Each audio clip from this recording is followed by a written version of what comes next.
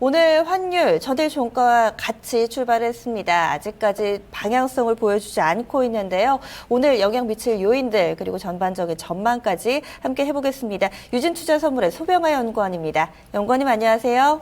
네, 안녕하세요. 네, 출발은 까만색이더라고요. 전일 종가와 똑같이 출발했는데 현재는 어떤가요? 네, 금일 외환시장 대형 이벤트를 앞둔 경계감으로 보합권이 1158원 10전에 일단 오늘 장은 시작했습니다.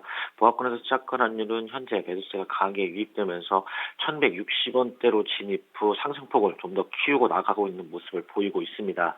일단 오늘 환율 이번 주 예정되어 있는 ECB 통화정책 회의와 연장의 연설 그리고 미국 비농업 부분 고용지수 등 매수 심리를 자극할 만한 이슈들로 인하여 오늘 외환시장도 역시 매수 심리가 유지될 것으로 보여 1160원대 진입 시도 안착 움직임을 좀 보일 것으로 예상을 하고 있습니다.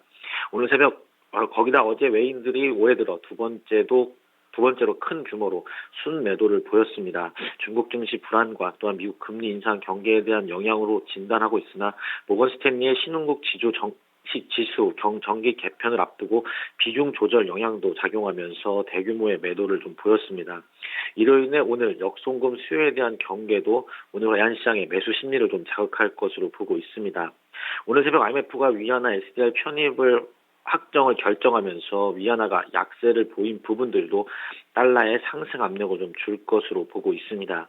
단 어제 중국 인민은행이 달러 매도 개입을 단행하며 위안화가 강세로 전환하면서 우리 환율도 상승일 제한한 만큼 위안화의 움직임은 오늘 외환시장의 가장 큰 변수가 될 것으로 보고 있습니다.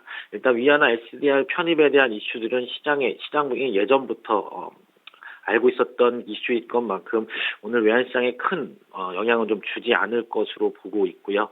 어느 정도 인민 당국이 어느 정도 달러 매도 개입을 진행할지 여부가 오늘 외환시장의 가장 큰 변수가 좀 될 것으로 보고 있습니다. 네, 이번에 IMF 이사회가 있기 전부터 전반적인 글로벌 외신이라든지 내용을 보면은 위안화의 약세가 좀 더 이어질 것이다. 7위안까지도 내다보던데요. 특히나 또 원달러 환율이 이 위안화 달러와 함께 좀 연동되는 흐름도 많이 나오더라고요. 그러면 우리나라 원달러 환율도 추가 상승 가능성에 좀 더 무게를 둬야 되는 건가요?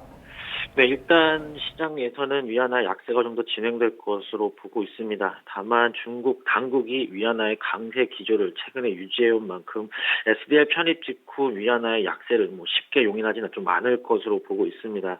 따라 오늘 어떠한 흐름을 좀 인민은행이 이어갈지는 좀 모르겠지만 위안화가 약세가 지속이 된다면 어느 정도 우리 환율에는 좀 상승 요인이 될 것으로 좀 보고 있습니다. 다만 인민은행의 움직임에 따라서 좀 위안화의 움직임이 좀 변동이 좀 있을 것으로 보여 이런 부분들은 좀 지켜보시면서 외환시장에 좀 진입을 하셔야 될 것으로 보고 있습니다. 네, 그럼 오늘의 예상 환율 범위는요? 네, 일단 상승 쪽에 무게가 실릴 것으로 좀 보고 있고요. 위안화 움직임과 2월 내고 물량 유입량이 좀 변수가 될 것으로 보고 있습니다. 또한 장중에 중국 PMI, 중국 지표와 또한 호주 금리 결정들도 발표가 예정인 만큼 이 부분 또한 좀 체크하시면서 오늘 외환시장을 진입하셔야 될 것으로 보고 있고요. 예상 환율 범위로는 1155원에서 65원 사이로 어제와 좀 비슷할 것으로 예상을 하고 있습니다. 네, 말씀 고맙습니다. 네, 감사합니다. 네, 지금까지 환율 유진투자선물의 소병아 연구원과 함께했습니다.